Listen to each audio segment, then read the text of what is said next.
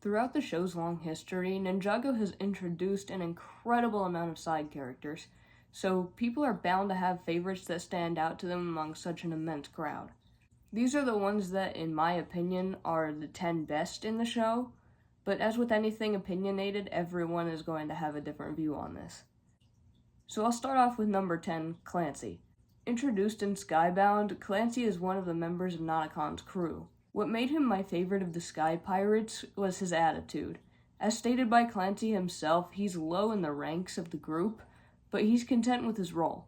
He's a genuinely positive character who's happy with his life, and when Nonacon pressures him to make his wishes, he maintains that he doesn't want to because he doesn't feel the need to wish for anything. I found him to be entertaining and I enjoyed his scenes in the season. The character I would put in ninth is Master Chen's right-hand man, Klaus, and this is mainly due to his history with Garmadon. When Klaus and Garmadon interact, the contrast between them gives a pretty clear picture of who each of them are. Klaus is a purely villainous character, but he's also intelligent enough to get what he wants.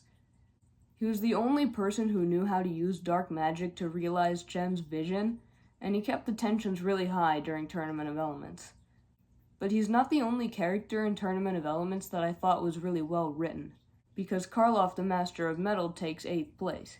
His introduction on the way to Chen's Island and the strength he showed during the first round of the tournament made him seem like a brute from the ninja's perspective.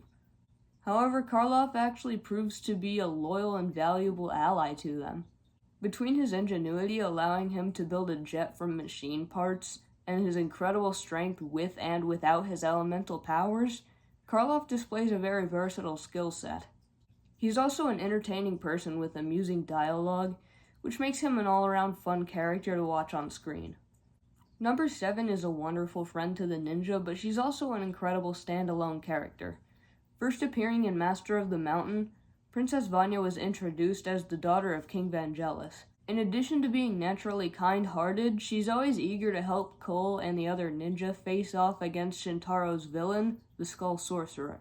Vanya is shown to be excited by the prospect of adventure and consistently stands up to evil, even if it means risking danger. And considering how powerful the Skull Sorcerer is, it takes a lot of courage for her and the ninja to do that. Even after finding out that her father is the Skull Sorcerer, she doesn't need to think twice about continuing to fight alongside the team. In 6th is someone who's essentially a father to one of my favorite main characters, Pixel. Cyrus Borg is Ninjago City's tech titan. He's a very successful inventor with his own brand of appliances, but he's not written to be some evil businessman or a corrupt corporate giant. He's just someone who works for what he's passionate about, and he's a genuinely good person. Although Borg is humorous and light-hearted most of the time, he takes his responsibilities very seriously, and he was even trusted with keeping the Realm Crystal safe and secure in his tower.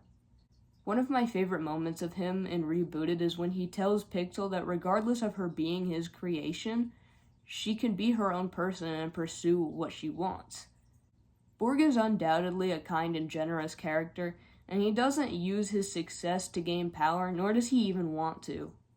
The character in spot number 5 is one introduced in Dragon's Rising Season 2 Part 2, which hasn't been officially released yet, so there will be spoilers, but for that reason I'll try to keep this one short. Frak is one of the new elemental masters in the Tournament of the Sources, and his master is one of the main villains, Roz. But Frak is a good friend to Eren, and he's respectful towards the ninja. It's unlikely that he knows anything about what Roz is really like, because he's obviously a well-intentioned character.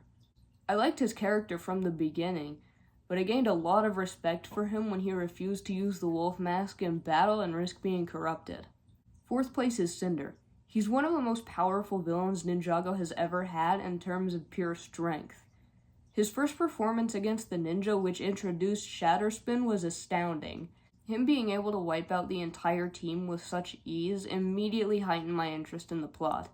Not only was there the mystery behind the Gong of Shattering, but Cinder's demonstration of power meant that the ninja were going to have to significantly up their game. This meant huge development for everyone was in store. His rivalry with Jordana, whose name no one can remember, is entertaining as they're continually trying to one-up each other. Starting off the top 3 is Bonzel. She's a unique character with well-written humor and sarcasm, and she's able to face extreme situations while remaining relatively calm. Bonzel also happens to be the center of some intriguing plot points, and her reunion with Gondolaria and Mysterium was very sentimental, especially after hearing her concerns about what her creator would think of who she is now. Overall, from the beginning of Dragon's Rising to where it is now, Bonzel has turned out to be a more complex character than she originally seemed.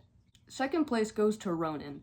Since Possession, Ronan has been a consistent and enticing character, as his motives for doing anything for other people revolve around him reaping some sort of benefit, which is usually getting paid. He mentions he has debts to pay, causing him to work both with and against the ninja depending on what benefits him most. He makes for an interesting character as well as one that can be related to, as he chooses what lengths he's willing to go to get out of debt or trouble. This makes him an unpredictable and clever person. He's unique in the fact that he doesn't work for heroes or villains specifically, he works for what pays.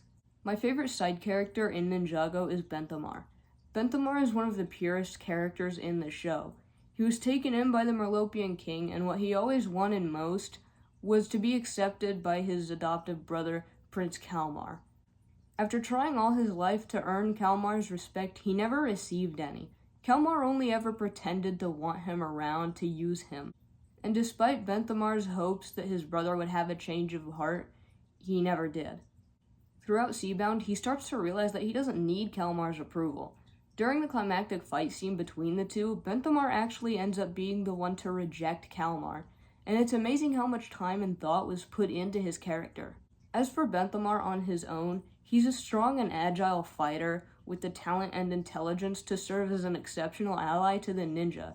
Watching him go from someone who desired only the love of his own brother to being a self-sufficient king of Merlopia and a hero to Ninjago made for an incredible and complete arc for Benthamar. Those are my personal favorite side characters from Ninjago, and I hope that future Ninjago episodes continue to introduce amazing characters like these, as well as build on the ones that we already have, because they add so much life to the series. But that is all for now.